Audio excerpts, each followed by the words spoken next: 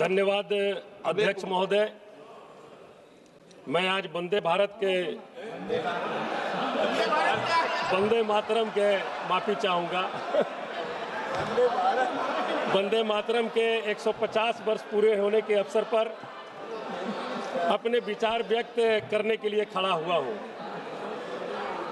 अध्यक्ष महोदय, मैं एक विपक्षी सांसद होने के नाते और बिहार की धरती का प्रतिनिधि होने के नाते, जहां स्वतंत्रता आंदोलन की धड़कन आज भी महसूस की जा सकती है महोदय, मेरे लिए यह क्षण अत्यंत गर्व का विषय है।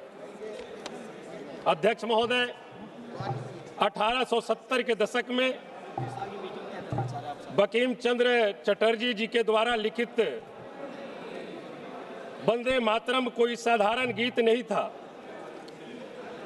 यह वह मंत्र था जिसने अंग्रेजों की दमनकारी नीतियों के विरुद्ध हर एक भारतीयों की नसों में हिम्मत, प्रतिरोध और आत्मगौरव की नई धारा प्रवाहित करने का काम किया था महोदय, आज 150 साल बाद भी परिस्थितियां भले बदल गई हो, लेकिन इसके संदेश मातृभूमि की गरिमा, मातृभूमि की रक्षा, एकता और न्याय आज भी उतने ही आवश्यक है महोदय।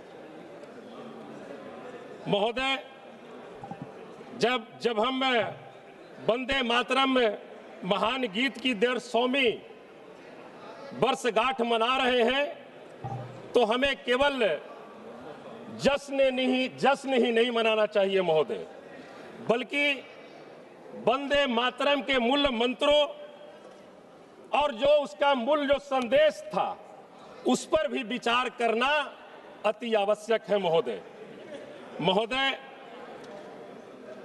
क्या हमारी मातृभूमि आज सुरक्षित और सम्मानित है? क्या हम अपनी मातृभूमि की रक्षा के लिए पर्याप्त तैयार हैं? क्या हमारी मातृभूमि के हर एक नागरिक को बराबर का सम्मान प्राप्त हुआ है? अध्यक्ष महोदय, आज बेरोजगारी अपने सबसे उच्चतम स्तर पर है। बिहार, झारखंड, यूपी से करोड़ों युवा रोजगार की तलाश में पलायन कर रहे हैं। ग्रामीण क्षेत्रों में आज भी विकास ठप है। क्या यही वंदे मातरम का सपना था महोदय?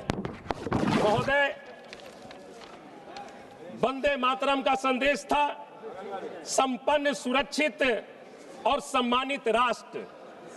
अध्यक्ष महोदय, मैं बीते महीनों में कई राज्यों में राष्ट्रीय गीत और राष्ट्रगान को लेकर अनावश्यक विवाद पैदा किया गया।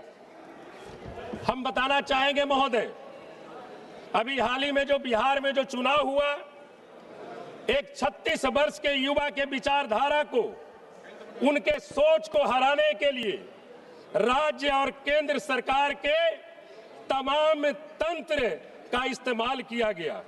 धन, बल, छल सब कुछ लगाकर हराया गया महोदय। लोकतंत्र के उस चुनाव में हत्या की जाती है। आदर्श आचार संहिता का खुल्ला उल्लंघन किया जाता है। हम याद रखें महोदय, वंदे मातरम हमारे राष्ट्रीय एकता का प्रतीक है। इसे राजनीतिक हथियार बनाना हमारे स्वतंत्रता सेनानियों, महान पुरुषों की आत्मा को ठेस पहुंचाता है महोदय।